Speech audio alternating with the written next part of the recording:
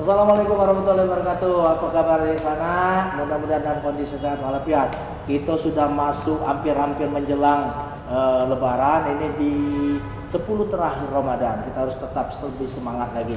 Masih bersama saya Cibuyung, dan di siang hari ini kita mendatangkan tamu ya yang sangat luar biasa. Beliau adalah dosen Unihas ya. Jadi beliau adalah Dr. Iwan Kurniawan, ZPLC MPD. Assalamualaikum Ustaz, apa kabar? Waalaikumsalam, alhamdulillah Sehat. Alhamdulillah. Luar biasa. Jadi aman. Walaupun puasa kita masih dalam kondisi terakhir, orang kadang banyak lemah, letih, lesu, beliau tetap semangat. Ciboy masih semangat? Saya? Saya? Oh iya, dari dulu semangat. Iya. Air tadi bertambah? Apa lagi? Apa lagi gimana? Tambah lah. Oh, tambah. Bertambah tadi. Nah, kalau nunggu ikut lagi, kalau beli petai boleh kan untuk buku kalau. Makan petai puasa? Lah, ada aturan tidak boleh makan petai dalam puasa. Ada betul? Ada. Tidak ada. Masalahnya apa kalau cik makan? Kalau yang cik itu saya jauhkan dulu. Terserah, tidak jauh. Kalau cik tidak tambah kayak petai tu. Nambah nafsu makan. Nah, kita langsung ngobrol Ustaz Iwan. Ustaz, kalau bisa dijelaskan makna Ramadan, apalagi di Ramadan terakhir ini seperti apa nih? Jadi tentunya makna Ramadan ini ya, kalau kata orang itu kan laula kanatil ma'rifah maka nat bainanal mahabbah. Tak kenal maka tak sayang. Nah, maka dalam hal ini kita perlu tahu dulu apa arti Ramadan. Di sini ada beberapa pendapat terkait Ramadan. Di antaranya adalah Ramadan itu diambil dari kata romdo, artinya panas. Ramda artinya panas. Panas. Panas di sini ada menafsirkan bahwasanya momentum di mana seorang hamba, di mana kerongkongannya itu gersang, tak teraliri dengan air dan makanan. Nah, itulah dia puasa. Dan kemudian ada juga yang menafsirkan bahwasanya makna dari Ramadan itu adalah kondisi panas, di mana panas tersebut seperti besi yang lama terpendam di tanah, kemudian dia diambil, nampak di sana akan muncul karat. Karat itu dibakar, dipanaskan sampai memerah, kemudian dipukulkan ke tanah, maka akan terlepaslah karat-karat tersebut. Luntur ya? Luntur ya. Seperti itu juga dengan Ramadan kita.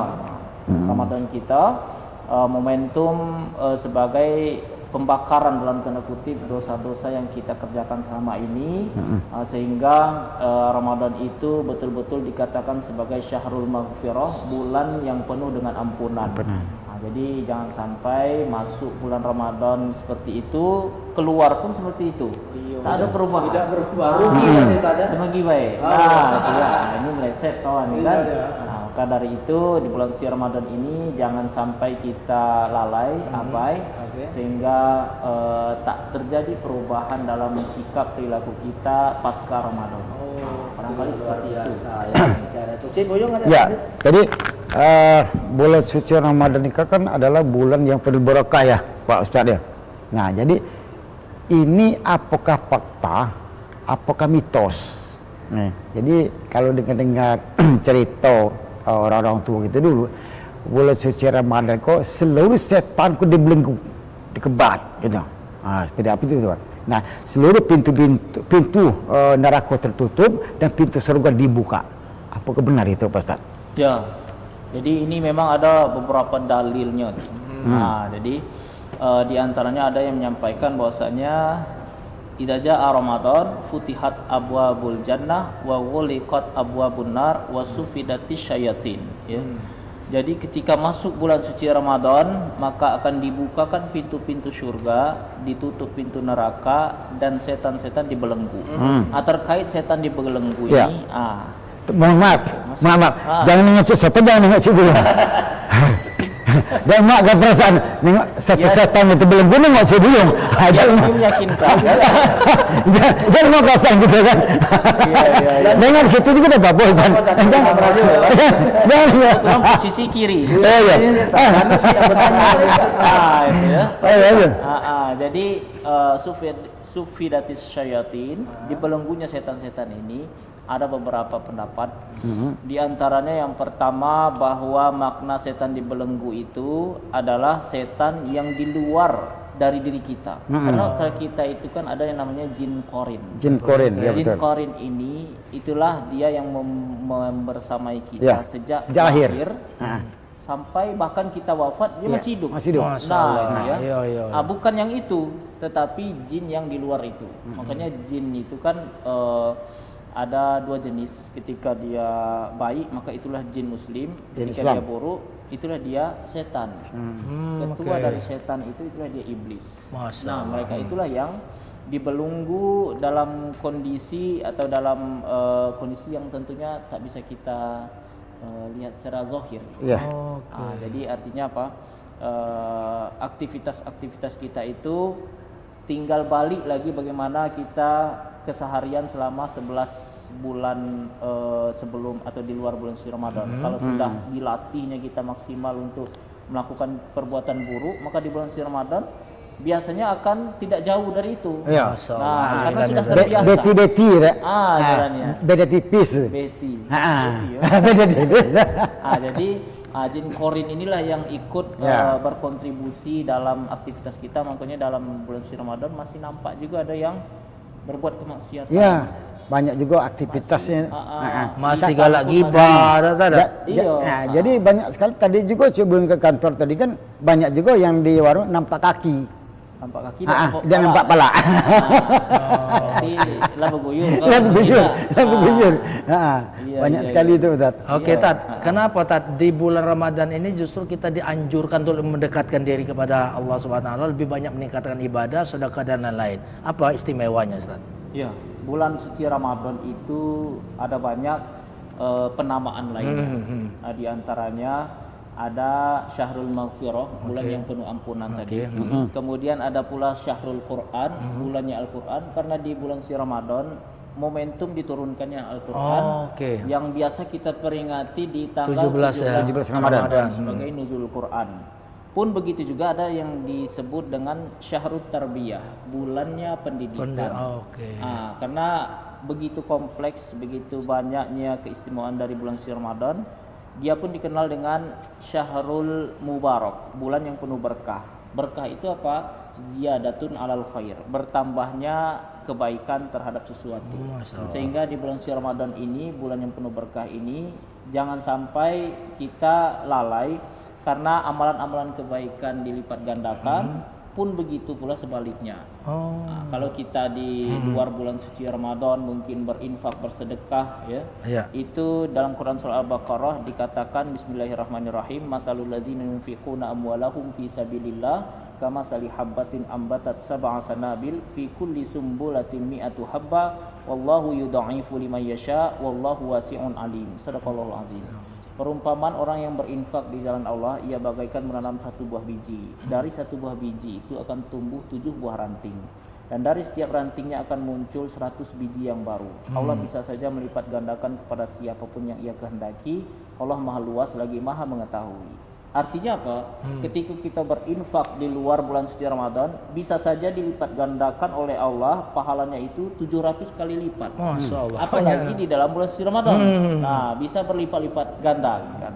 Makanya jangan sampai di bulan suci Ramadan ini berlalu begitu saja. Tak ada perubahan, tak ada penambahan amal kebaikan karena bulan suci Ramadan adalah bulan yang istimewa. Bulan yang di dalamnya terdapat Lailatul Qadar yang hanya ada pada umat Nabi Muhammad SAW, di mana itu khairum min alfi syahr, lebih baik dari 1000 bulan. Nah, kira-kira sekitar 83 tahunan. Masya Allah, Nah, 83 sebelum tentu tahun. kita usianya sampai segitu. Iya, Nah, betul, itu betul. ya. Nah, mudah-mudahan kita dapat optimal dan maksimal di bulan suci Ramadan ini. Amin, Amin. ya rabbal Amin. alamin. Nah, Ya, Buyung. Tat, kita mengulik lagi masalah bulan suci Ramadan yang penuh berkah ini Pak Ustadz. Kadang-kadang ini kendala kita aja kan. Di pihak keluarga, di pihak teman-teman, kawan-kawan gitu kan. Kadang-kadang kan puasanya kan orang nyepul. Pertama dan penutup kan full. Nah, tengah kosong. Nah, seperti apa nih Pak Ustaz? Kalau kita lanang ini kan tidak ada halangan. Kalau yang tidak puasa itu. Kalau perempuan itu ada halangan. Iya. Nah, nyo datang bulan. Nah, entah bulan dari mendatang tidak tahu gitu Atau kan. ibu menyusui. Iya. Atau ibu yang sudah melahirkan, menyusui enaknya maksudnya Pak Ustaz. Nah, jadi ya. Kita mau bercanda Pak Ustaz. Kita belum puasa ini Pak Ustaz. Nah, jadi macam mana hukum ini Pak Ustaz? Kalau seandainya kita selaku lanang itu, laki-laki yang banyak meninggalkan puasa tapi tidak mau diganti. Tidak ada halangan. Nah, itu tidak itu mau bagaimana, diganti Ustaz? ya seperti apa nih Pak? Jadi, kalau hal tersebut ini sudah disinggung dalam Quran surah Al-Baqarah bahwasanya wa man kana maridan aw ala safarin fa iddatun min ayyamin ukhra. Barang siapa yang sakit atau dalam keadaan musafir, bepergian ke suatu tempat dengan tujuan yang baik, maka boleh untuk berbuka puasa, tetapi dengan syarat harus diulangi pada hari-hari lain di luar bulan suci Ramadan. Diganti maksudnya. Diganti. Nah, jadi tidak gratis gitu kan. Nah, jadi kalau ada laki-laki macam itu berarti laki-lakinya agak meleset gitu kan. Jadi meleset dalam artian belum mentaati sepenuhnya apa yang disampaikan dalam syariat Islam. Kecuali kalau memang ada kondisi yang darurat, sakit yang tak memungkinkan untuk beribadah, kemudian musafir, apalagi musafir kalau lita ngantuk kan bisa tinggal pesawat. Tapi itu pun tetap di hari lain harus ganti, wajib bukan ganti. gratis. Oke. Gitu. Mentang-mentang sakit besok gratis enggak. Kecuali orang-orang tertentu seperti kaum duafa, itu lain lagi caranya ya. Dengan cara membayar fidyah dan sebagainya. Ya. Kalau seandainya tidak diganti Pak Ustaz. Nah, itu dosa gedang dah. seperti apa nih? Itu yang mungkin masyarakat kita di sana kita lagi nonton ini kan tidak juga tahu nih.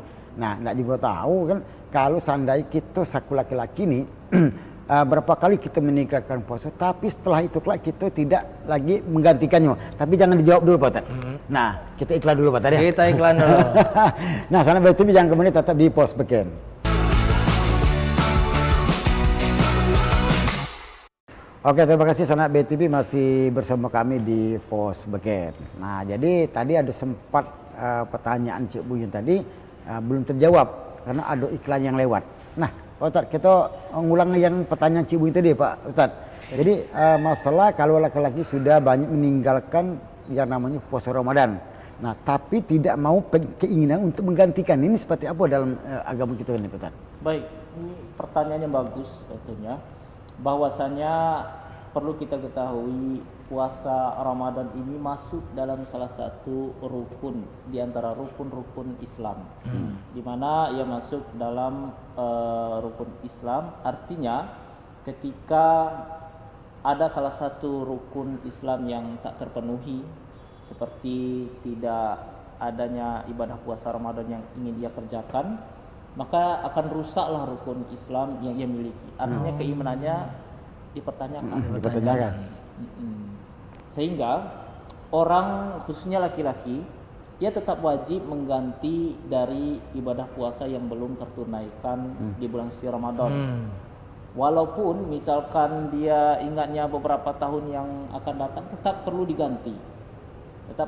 Jadi bukan berarti ulah lewat tahun penggantiannya Langus. berarti sudah dapat diskon gitu. Ada pemutihan pajak, pemutihan puasa. Nah, jadi tidak dibenarkan. Tetap harus diganti walaupun di tahun yang berikutnya. Karena itu akan menjadi tanggungan. Dan dipertanggungjawabkan di hari kita. Iya, betul. Jadi dikatakan dalam sebuah hadis, man mata wa alaihi siyam soma anhu waliyuhu. Barang siapa yang meninggal, yang wafat sementara dia masih ada hutang puasa, maka walinya lah yang mempuasakan untuk dirinya.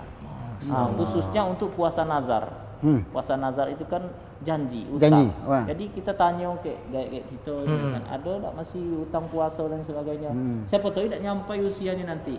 Jadi masih terbawa hutang tersebut bahkan ketika ia telah wafat. Jadi tugas kita yang tahu sebagai ahli waris, kita puasakan untuk mengganti tersebut.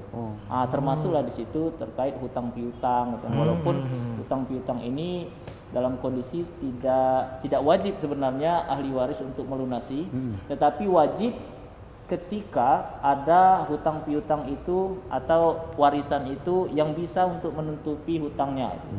Jadi kalau misalkan dia meninggalkan harta 1 miliar, hutangnya 500 juta. Sebelum kita bagi-bagi harta warisan, Bayar kita lunaskan bayarkan lunaskan dulu Nah, hutang. disitulah letak kewajiban. Tapi kalau seandainya hutangnya 1 miliar, sementara warisan cuma 500 juta, maka ahli waris, khususnya yang tidak mampu kan tidak semua anak Iya. sukses kan. Maka tak ada kewajiban gitu kan, untuk membayar hutang tersebut. Jadi seperti itu juga dengan bulan suci Ramadan, puasa yang dikerjakan khususnya laki-laki. Kalau seandainya tak ia kerjakan, itu akan menjadi tanggungan bagi dia di yaumil akhir nanti. Tapi kecuali kalau wanita, wanita ini memang ada siklusnya, apalagi dia tanpa unsur kesengajaan. Kalau laki-laki tadi dengan sengaja misalkan ya, cuman kalau tidak sengaja kayak Ibu Yung tadi kan Iya. sakit kan, Ah. sakit tidak apa-apa. Nah, asal diganti nanti. Ganti. Iya. Oke. Itu. Nah, Tat, ada juga orang yang masih ragu ya tentang ada batasan yang namanya uzur. Uzur itu batas mana saat misalnya, saya tidak tahan lagi sekolah, uzur. Uzur itu Umur penjelasannya maksud- seperti apa? Ya umur berapa, uzur seperti apa? Gimana Tat? Jadi terkait uzur ini tentu istilahnya itu dengan masyaqqah, kesulitan. Sama seperti dengan kita sholat Tarawih. sholat biasa. Saya biasa. Ada kondisi kita tak memungkinkan Ya. untuk sholat Berdiri. di waktu itu. Oh, oke. Sehingga kita boleh untuk menjamak. Menjama, oke. Apalagi kalau dalam keadaan masih dalam perjalanan, boleh juga dijamak kosong. Dijama, oke. Zuhur jadi 2 rakaat ditambah dengan asar 2 rakaat, jadi cuma 4 rakaat, rakaat korting. Iko kalau kita dalam kondisi masih dalam perjalanan ke suatu tempat dengan Perjalanan jarak jauh ya. tertentu yang sudah sesuai. Tapi kalau kita sudah sampai di wilayah tersebut, maka tak bisa dikosor. Cukup dijamak, dikumpulkan saja. antara asar, zuhur dan asar. Oke. Ya. Tetap 4 rakaat, 4 rakaat. Oke. Nah, maka begitu juga dengan uzur di bulan suci Ramadan. Jadi ada tingkat kesulitan yang bervariasi Iya. antara satu dan lainnya. Termasuk ketika musafir bepergian itu kan termasuk uzur juga untuk melaksanakan sholat di waktu tersebut. Oke. Tapi ada kondisi lain yang bukan musafir, tapi dia tak memungkinkan juga. Seperti apa? Seperti ada dokter bedah misalkan. Lagi tugas, Lagi tugas, waktu masuk. maghrib datang. Oh, oke. Kalau mau sholat, kawan kok selesai nanti. Iya, Nah, iya. maka boleh bagi dia untuk menunda sholatnya Oke. ke waktu berikutnya kalau masih memungkinkan, yakni di waktu isya. Oke. Jadi hal-hal waktu-waktu urgen ya kan? Waktu-waktu urgen. Nah, Waktu-waktu kalau yang ini memungkinkan. Tad, ada yang sebagian yang belum juga paham soal batas usia. Wenek kami itu lah umur berapanya boleh dikatakan sudah tidak bisa karena dia mungkin tidak tahan lagi menahan lapar. Ada dalilnya tuh Tad? Jadi pertanyaan bagus. Mm-mm. Jadi kalau untuk batasan usia spesifik itu tidak disampaikan oke. secara eksplisit ya. Jadi mungkin kita bisa berpatokan dengan usia pensiun lah kira-kira. Oke. Kira-kira anggaplah 60, 60. 65. Oke. Nah, jadi biasanya usia tersebut sudah tidak produktif. Mm-mm. Sudah banyak kekurangan. Iya, iya. Sudah banyak hal-hal nikmat Allah yang diambil. Hmm. Sama urat lah muncul. Emah ya mungkin. Mahnya mungkin stroke. Oke. Atau mungkin sebelum usia tersebut 40 tahun mungkin udah ada yang stroke. Oke. Dalam kondisi tersebut dia boleh mendapatkan rukhsah, keringanan. Keringanan. Jadi masuk dalam kategori uzur padahal usia masih 40. Artinya itu boleh tidak puasa tapi boleh. diganti. Boleh diganti pada hari-hari lain kalau dia masih memungkinkan untuk menggantinya. Ada yang tidak mungkin lagi, misalkan udah usia 80 tahun. Lapikun maksudnya tuh, Tat? Lapikun. Kita nanya siapa namamu? Balik. Kau siapa? Nah. Karena kita nak dia Oh, iya, kan? betul. Misalkan, ya. Artinya udah tidak connect lagi, ya. Sudah tak memungkinkan lagi untuk membayar hutang puasa dan sebagainya, maka dia boleh digantikan dengan fidyah. Fidyah. Nah, Oke. fidyah itu. Termasuk yang orang tua yang memang kena misalnya makronis. Nah, betul. Kalau dia berpuasa mah justru akan mendatangkan mudarat Ya, barangkali. Nah, ini juga sebaiknya dikonsultasikan Dengan ke tenaga dokter, kesehatan, oke. dokter. Apa yang terbaik? Ya. Kalau Oke. memang tak memungkinkan, jangan pilih yang itu. Ya. Jadi kalau seandainya kita dihadapkan dua pilihan, pilih untuk menambah amal soleh atau menghindari keburukan, maka kita pilih yang kedua, menghindari keburukan daripada menambah pahala. Ya. Oke. Cuman itu sekadar pengalaman sharing ada Ustaz. Banyak juga orang yang sudah terkena penyakit emah, tapi dia yakin bahwa dengan dia puasa dia mampu, justru setelah itu dia sembuh Ustaz. Itu apa tuh namanya Ustaz? Apa mukjizat atau apa Ustaz macam itu? Jadi kalau yang macam itu biasanya itu karomah untuk para wali. Oke. Kalau anak-anak itu namanya irhas. Irhas. Kan sering kita ketemu di jalan, kita kecelakaan, Iya, iya. nanggung gitu. Anak selamat. Anak selamat. Itu Lecet irhas. juga dikit tidak? Pertolongan Dari Allah. dari atas gitu. Oke. Kan. Lecet itu tidak gitu kan. Iya. Jadi memang ada kondisi-kondisi tertentu memang amrun khariqun lil ada. Suatu hal yang di luar dari kebiasaan. Oke. Jadi kalau memang yakin is okay. Cuman kalau kita pun ragu, sebaiknya ikuti ahli ya. Fas'alu ahla zikri in kuntum la ta'lamun. Oke. Tanyalah kepada ahlinya kalau kalian tidak mengetahui tentang sesuatu tersebut. Oke. Ya. Oke, Tad. Jadi itu ya. Jadi udah tuh kita balik lagi ke masa puasa lagi, Pak Tad. Siap. Nah, sebenarnya kok kalau kita nengok puasa itu berat melakukannya kan? Berat kan? Kita melakukan berat sekali. 1 bulan ya kita puasa itu. Berat sekali. Tapi itu berat kalau kita tidak punya keimanan. Nah, tapi kalau kita sudah punya iman, dari awal kita diajar ke orang tua kita dari kecil belajar puasa, rasanya tidak berat lagi. Kalau kita sudah rutin melakukan puasa itu setelah setahun sekali ini kan. Jadi kita merasa rugi kalau tidak kita puasa. Nah, tantangannya seperti apa nih Pak Ustaz? Kalau seandainya kita nggak ngajakkan anak-anak kita. Nah, kadang-kadang kan anak-anak muda ini susah sekali. Nah, tantangan seperti apa supaya anak-anak kita ikut juga untuk berpuasa ini Pak Ustaz? Baik, pertanyaan bagus. Jadi bulan Ramadan pun dikenal dengan syahrut tarbiyah, bulan pendidikan. Apa yang dididik sini? Itulah dia hawa nafsu kita. Ya. Hawa nafsu kita khususnya untuk menahan diri dari makan dan minum. Memang anak kecil mungkin belum dengan kesadaran penuh untuk sahur, bangun, apalagi bangunkan kita. Yang ada kita bangunkan dia, teriak-teriak sampai dia nangis-nangis. Iya. bangun gitu kan. Kesannya dipaksa. Sampai ada ungkapan lebih baik masuk surga karena dipaksa daripada masuk neraka sukarela. Masya Allah, ya. ya. Makanya kita analogikan dengan perintah untuk sholat. Oke. Jadi dalam hadis dikatakan muru auladakum bis sholah wa hum abna'u sab'a sinin wadribuhum fil asyarah wa farriquhum fil madaji. Perintahkanlah anak kalian itu untuk sholat ketika dia sudah masuk usia 7 tahun. Pukullah dia kalau tak mau sholat juga ketika dia sudah berusia 10 tahun. Dan kemudian pisahkanlah ia dari tempat tidur. Jadi inilah salah satu bentuk pendidikan dalam Islam. Dan mukul itu pun darbun litadrib, bukan litta'zib. Mukul itu memukul untuk mendidik, bukan untuk mengazab. Kalau mengazab bisa patah tangan kawan, kaki kawan. Tapi memukul biar ada efek jerak bahwasanya ini salah, ini harus diikuti. Nanti ketika dia sudah berumur 7 tahun atau mungkin sudah akil balik, tentu akan lahir kesadaran terlatih untuk melaksanakan itu dengan sukarela. Kan? Barangkali seperti itu dari awal. Iya, artinya kan sudah dari awal. Artinya sudah terlatih, kan? Sudah terlatih. Tapi tergantung juga, Ustaz ya. Kayak orang kan kita ngajarkan anak tuh mulai dari kita juga cak mana anak kita nak nurut. Kalau gaeknya sendiri puasa tidak. Betul ya. Kira-kira seperti itu. Maka cak itu Cik. Jadi ngapo yang balik ke Cik? Ya maksudnya itu kalau Cik nak ngajarkan anak, Cik dulu yang harus baik. Cik itu kan? Lah Cik apa lagi kurang Cik? Iya, ngasih tahu ke lah anak jadi imam. Oh imamnya. Saya bak imamnya. Muazin. Iya. Nah, orang mungkin tidak percaya. Orang tidak ada nama Cik. Pak Ustaz tahu. Cik Buyung BATV. Jadi ya alhamdulillah kita kalau kita sudah ada punya benteng kita untuk beribadah tu dari awal dari kecil kita diajarkan ke orang tua kita, insyaallah kalau kita sudah remaja dewasa sudah terbiasa orang. Sudah terbiasa. Oke. Kita lanjut lagi. Jadi setelah yang satu ini tetap di pos BKN.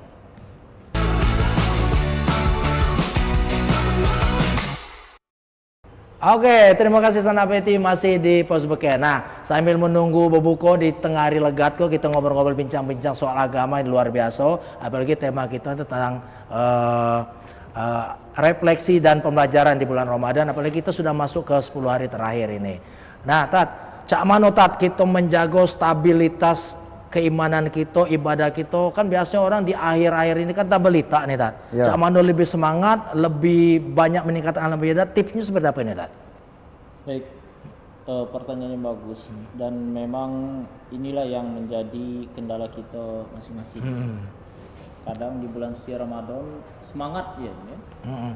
Semangat ibadah. Yang sunnah pun dikerjakan Iya. sangat-sangat maksimal.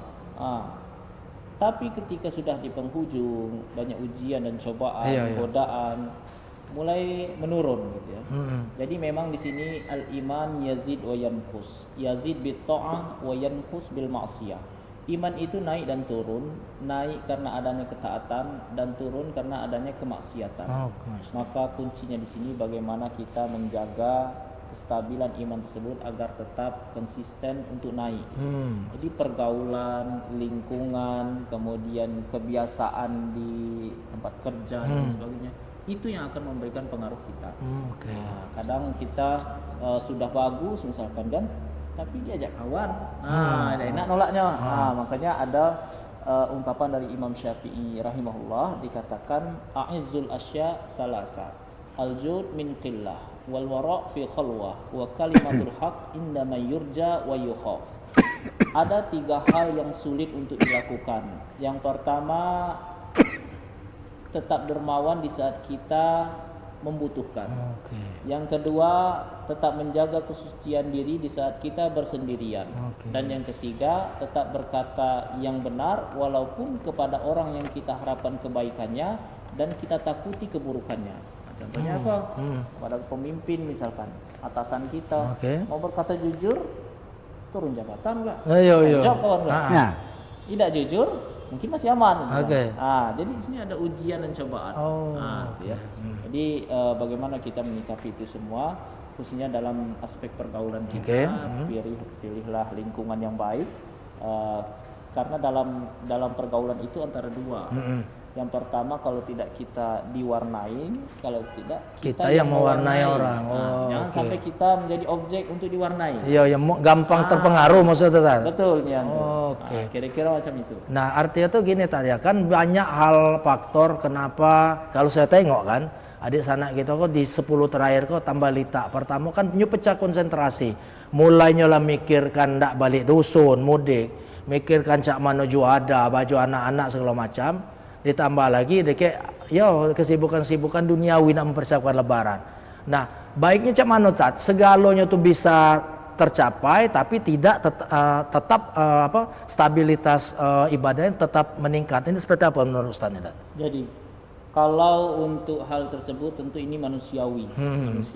Kadang kita merasa Allah itu baik ketika harta berlimpah ruah, mobil mewah, kendaraan atau rumah megah. Tapi kebaikan Allah itu lebih daripada itu. Masya Allah. Yang bersifat imateri pun juga banyak. Maka manajemen waktu itu penting dan tetap husnuzan kepada Allah Subhanahu wa taala, dan kita perlu menyesuaikan dengan salah satu rujukan dalil dikatakan i'mal lid dunyaka ka'annaka ta'ishu abada wa'mal li akhiratika ka'annaka tamutu ghada. Berbuatlah untuk duniamu seakan engkau hidup selamanya, dan berbuatlah untuk akhiratmu seakan engkau wafat mati esok hari. Artinya seimbang, tetap stabil. Bukan berarti kita fokus ibadah saja tanpa memikirkan mungkin THR anak, menghilangkan kerja dan sebagainya. Itu salah pula. Atau sebaliknya, kita fokus kerja aja, belanja aja kan, lupa salat tarawih lagi. Padahal di 10 terakhir inilah Nabi Muhammad SAW mengencangkan ikat pinggang. Artinya semakin optimal, semakin maksimal di bulan suci Ramadan ini ia melakukan amal-amal soleh, amal-amal kebaikan. Makanya dalam sebuah hadis riwayat At-Tabarani dikatakan arba'atun man mu'tiyahunna faqad mu'tiya khairad dunya wal akhirah qalban syakiran wa lisanan dzakiran wa badanan 'alal bala'i sabiran wa zaujatan la tabghihi huban fi nafsiha wala malihi. Rawahu At-Tabarani. Ada 4 hal yang bila 4 hal itu diberikan kepada seorang hamba, maka sungguh ia telah diberikan kebaikan di dunia dan di akhirat. Yang pertama, hati yang selalu bersyukur. Yang kedua, lisan yang selalu berzikir. Yang ketiga, sabar dalam menghadapi ujian dan cobaan. Dan yang keempat, pasangan yang soleh dan soleha. Hadis riwayat Tabrani. Jadi tentu kita tetap berhusnuzon kepada Allah Subhanahu wa taala dalam setiap kondisi kita. Jadi jangan sampai ada yang dikesampingkan sehingga tak seimbang lagi. Karena kita ada fitrah bahwasanya terjadi siang dan malam dalam satu hari. Artinya apa? Tetap ada keburukan, tapi tetap ada juga kebaikan di sisi yang lain. Jadi kullu bani Adam khata'un wa khairul khata'in at-tawwabun. Setiap anak cucu Adam itu pasti pernah melakukan kesalahan, dan sebaik-baik orang yang melakukan kesalahan adalah mereka yang segera untuk bertaubat kepada Allah Subhanahu wa taala. Luar biasa. Luar biasa ya. Nah, Tat, kita balik-balik lagi cerita ibadah di bulan suci Ramadan ini, Tat. Nah, kalau di bulan suci Ramadan kok alhamdulillah kan banyak sekali peningkatan ibadah-ibadah yang kena kita lakukan selama bulan suci Ramadan itu. Nah, jadi yang jadi pertanyaan nih kok seperti apa setelah Ramadan itu kelak? Nah, seperti apa cara kita menjaga ke ibadah kita ini seperti apa? Kadang-kadang ini tadi apa tadi? Kadang-kadang di Ramadannya full, puasanya full, tarawihnya full, ibadahnya. Nah, setelah habis itu kelak udah mulai jaga stabilitas supaya tetap. Nah, seperti apa nih Pak Ustaz? Untuk tipsnya ke setelah habis Ramadan pula untuk menjaga ibadah kita ini. Betul. Jadi disinilah pengaruh dari niat di bulan suci Ramadan tersebut.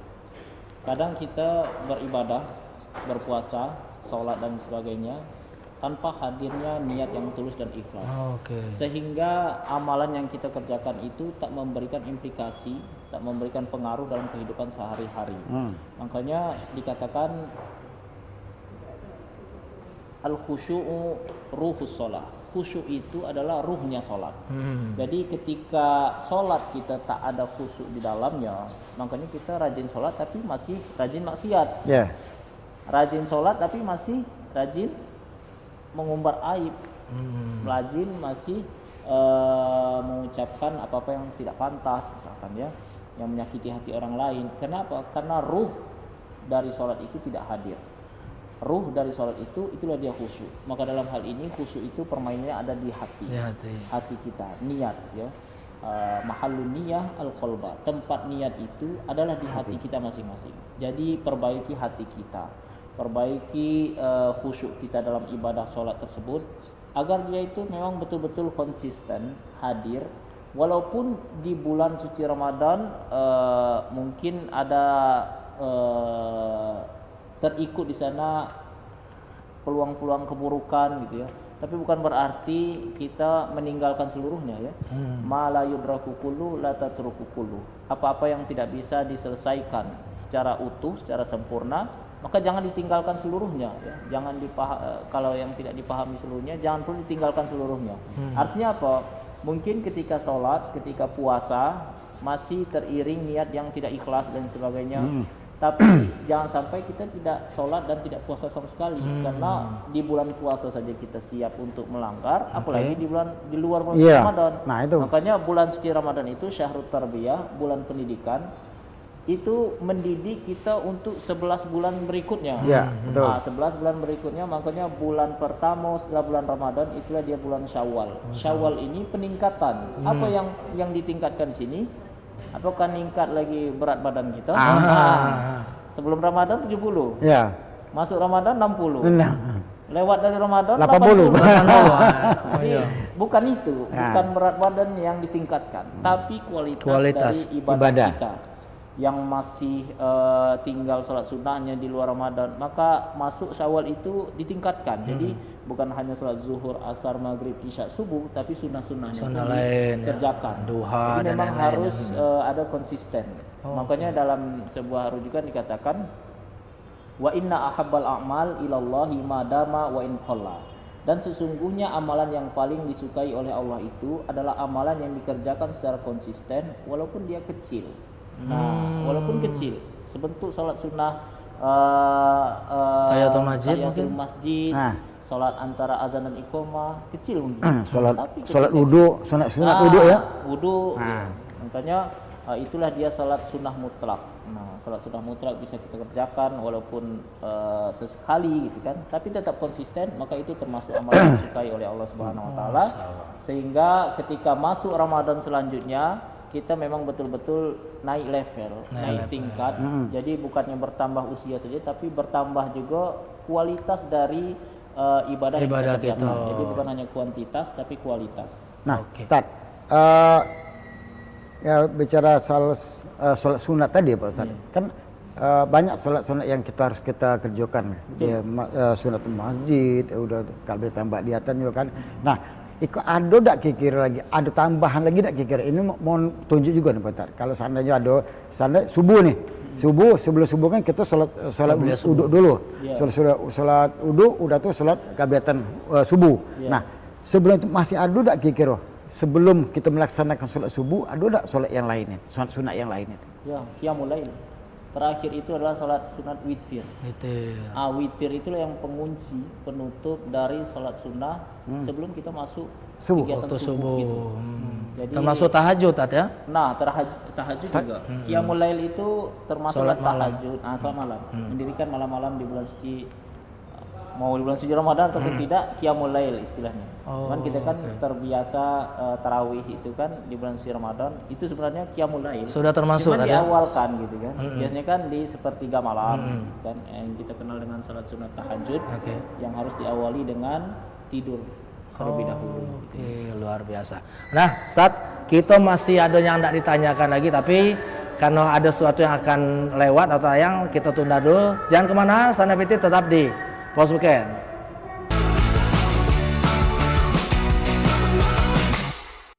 Terima kasih Sanda PT masih di Pos Weekend. Tanpa terasa, kita sudah hampir sejam, tapi masih ada satu segmen lagi. Masih kita ngobrol-ngobrol bersama bintang tamu kita yang sangat istimewa, yaitu Ustadz Iwan. Ustadz Iwan, nah ini apa nih pesan untuk adik sanak seprovinsi Bengkulu, insya Allah juga negara Malaysia, Singapura yang nonton kita dan seluruh Indonesia, karena kita BTP ini sudah digital, seluruh Indonesia bisa nonton, dan insya Allah Singapura, Malaysia yang berlangganan satu satelit dengan kita. Nah jadi itu Ustaz, apa nih himbauan untuk seluruh masyarakat khususnya kaum muslim yang sedang menjalankan ibadah Ramadan di 10 terakhir ini, apa nih himbauan Ustaz? Silakan Ustaz. Jadi dalam hal ini kita perlu menyimak apa yang disampaikan dalam sebuah kisah yang masyhur yang sudah tidak asing di dunia kita, tentang perjalanan yang dilakukan oleh Raja Iskandar Zulkarnain dengan bala tentaranya. Ketika itu Raja Iskandar Zulkarnain menyampaikan kepada bala tentaranya sehari sebelum pergi ke suatu tempat, di mana beliau menyampaikan kepada tentaranya, nanti malam kita akan melewati sungai. Sungai itu apa yang kalian pijak di dalamnya, maka ambillah sebanyak-banyaknya, masukkan ke dalam tas kalian, ke dalam ransel kalian. Itu saja. Kemudian tentara-tentara pun mendengar pesan tersebut, terbagi menjadi 3 golongan. Yang pertama, ketika ia masuk ke dalam sungai, ia menginjak dan biasa saja, ini paling batu, gitu kan? Paling batu yang kalau kita ambil, kita bawa, maka akan hanya memberatkan ransel kita dalam perjalanan. Kemudian yang kedua, golongan tentara yang kedua, dia masih taat, masih mengikuti apa yang disampaikan dalam pesan sang raja. Apa yang ia injak, dia ambil, tapi sekedarnya saja, sekedar melepas kewajiban. Nah, dan tentara yang ketiga betul-betul taat, betul-betul soleh. Apa yang disampaikan oleh sang raja, diambilnya semua yang dia pinjak, dibawanya sampai keesokan hari. Ketiga golongan tentara tersebut pun ditemui oleh Raja Iskandar Zulkarnain. Kemudian raja pun menyuruh agar membuka tas mereka dan lihatlah apa yang kalian ambil. Kemudian golongan yang pertama membuka, tentu tidak ada isinya. Tidak ada isi, karena tidak ngambil. Karena tidak ngambil kawan tadi kan. Tahu dia ada yang diinjak. Tapi tak ada ketaatan untuk melaksanakannya. sang raja. Nah, Kemudian yang golongan yang kedua, dia buka, alhamdulillah senang ya. Ternyata yang diambilnya tadi malam itu di sungai adalah intan berlian. Masya Allah. Ya. Senang. Dia bahagia, tapi masih ada rasa kecewa. Karena Kenapa ngambilnya hanya ala kadarnya aja. sedikit diambil kawannya. Iya, iya. Nyesal pula, ngapa tidak banyak itu. Iya. Nah, adapun golongan yang ketiga, dia buka, betapa bahagianya, senangnya, capeknya langsung terobati, hilang seketika. Kenapa? Karena banyak yang ia ambil, yang ia peroleh di dalam ransel tersebut karena taatnya terhadap perintah sang raja tersebut. Oke. Maka begitu juga dengan kita, saudara-saudara yang berbahagia. Di bulan suci Ramadan kita banyak mendengar dalil-dalil, perintah-perintah dari Allah Subhanahu wa taala bahwa Ramadan ini adalah bulan yang istimewa, bulan yang penuh berkah. Sering kita dengar, tapi bagaimana aksi kita di bulan suci Ramadan ini? Apakah kita hanya melewati bulan suci Ramadan dengan melepas kewajiban saja, atau tak mengambil keberkahan sama sekali seperti golongan tentara yang pertama tadi? Iya. Atau kita menjadi golongan tentara yang kedua, di bulan suci Ramadan kita hanya melakukan beberapa poin keberkahan saja, sekedar sunnah-sunnah melepaskan kewajiban saja? Atau golongan yang ketiga, di bulan suci Ramadan kita betul-betul mengambil banyak keberkahan di dalamnya, mengambil keutamaan dan keistimewaan dari bulan suci Ramadan, sehingga keluar dari Ramadan kita betul-betul bahagia, senang karena dijanjikan oleh Allah Subhanahu wa taala, la'allakum tattaqun. Mudah-mudahan kalian menjadi orang yang bertakwa. Maka itulah yang kita harapkan. Orang yang bertakwa lulus dari sekolah Ramadan ya. Di 11 bulan berikutnya dia menjadi orang bertakwa, itulah orang-orang yang menjalani perintah Allah dan meninggalkan semua yang dilarang oleh Allah Subhanahu wa taala. Dan itu tentunya yang kita harapkan bersama. Oke. Nah, Tat, di akhir Ramadan nanti kan ada memang perintah kita soal zakat, menunaikan zakat fitrah. Nah, ini ada juga mungkin adik sanak kita yang nonton ini kan yang masih rancu. Zakat fitrah ini wajib untuk orang muslim apa untuk orang yang mampu saja, Ustaz? Gimana dalilnya, Ustaz? Jadi, wa'atuz zakat. Tunaikanlah zakat. Perintahnya ada jelas dalam Al-Quranul Karim, tapi teknisnya dalam beberapa hadis, dalam beberapa riwayat. Makanya hadis itu adalah kullu ma sadara ila Nabi sallallahu alaihi wasallam min qaulin aw fi'lin aw taqririn aw sifatin khalqiyah aw sifatin khulqiyah. Hadis adalah segala sesuatu yang disandarkan kepada Nabi Muhammad SAW, baik itu dari perkataannya, perbuatannya, maupun penetapannya atau sifat yang tampak dan sifat yang tak tampak dari diri Nabi Muhammad SAW. Hadislah yang berfungsi sebagai bayanun ma ijmal fil Quran, menjelaskan apa-apa yang masih general, yang masih umum dari Al-Quranul Karim. Maka dalam hadis pun dijelaskan terkait zakat fitrah tersebut. Jadi ini wajib, ya. Wajib bagi setiap muslim ya. Mau dia punya hutang ya tetap wajib ya. Karena mungkin bisa dipastikan kita semua punya hutang, punya hutang budi gitu kan. Punya hutang pun kita tetap harus menunaikan zakat fitrah tersebut. Artinya apa? Saking kewajibnya kita, saking tingginya derajat atau tingkatan dari kewajiban membayar zakat fitrah tersebut. Tapi kalau seandainya memang kondisi yang amat sangat tidak memungkinkan karena level kemampuan finansial setiap orang berbeda-beda. Ada yang memang sangat-sangat tidak memungkinkan, maka dia kondisinya sebagai penerima. Terbalik, kan?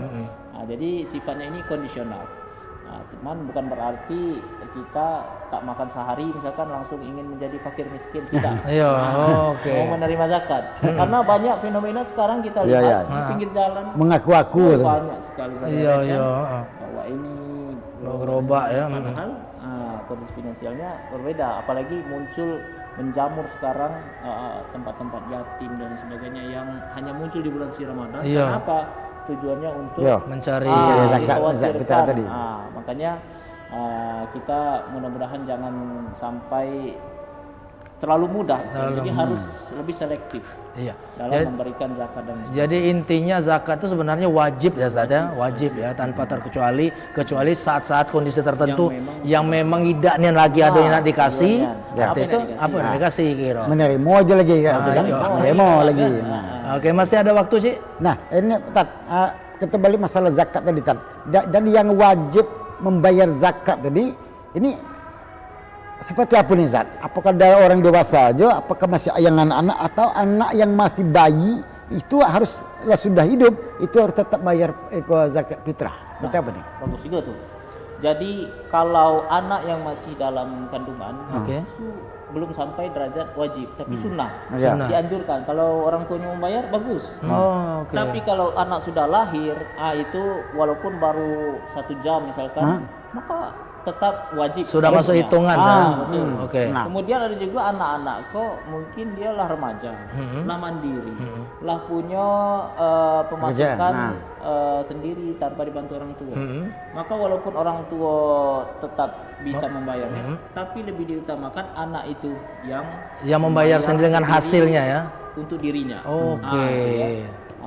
Tapi kalau anak-anak masih 7 tahun Atau masih pelajar, belum. ada ikut masukan ya, maka orang tua yang wajib memiliki bayar itu. tanggungan untuk itu.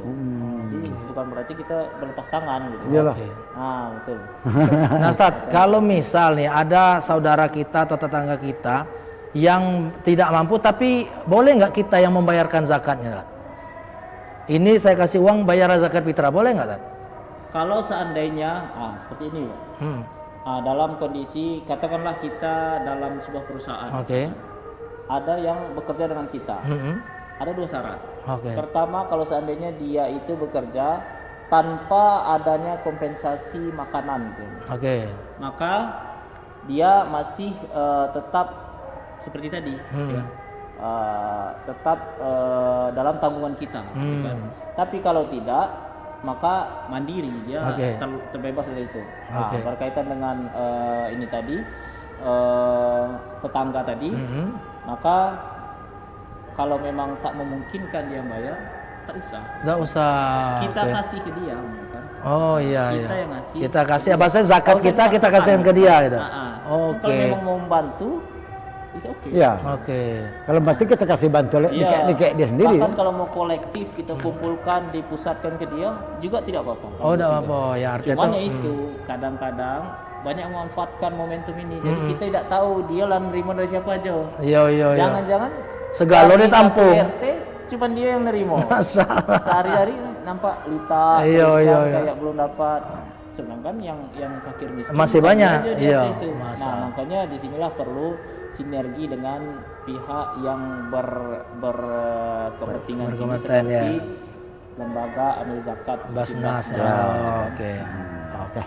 Nah, Tat, terima kasih banyak sudah hampir 1 jam bersama kami. Insya Allah apa yang kita sampaikan untuk adik sana yang mendengar ini menjadi amal ibadah kita, Tat. Amin. Terutama Ustadz yang telah memberikan ilmunya luar biasa. Walaupun kami inilah umuran palak 5 KT, tapi ada hal-hal yang baru yang mungkin kita ketahui, Ustadz, atau menjadi pelajaran bagi kami.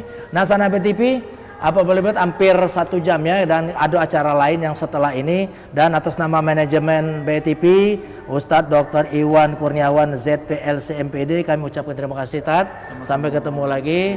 Cik Buyung, terima kasih juga. Ya, sama-sama. Ya. Dan atas nama kerabat kerja kami ucapkan terima kasih. Terima kasih atas perhatiannya. Wassalamualaikum warahmatullahi wabarakatuh. BTV Beken.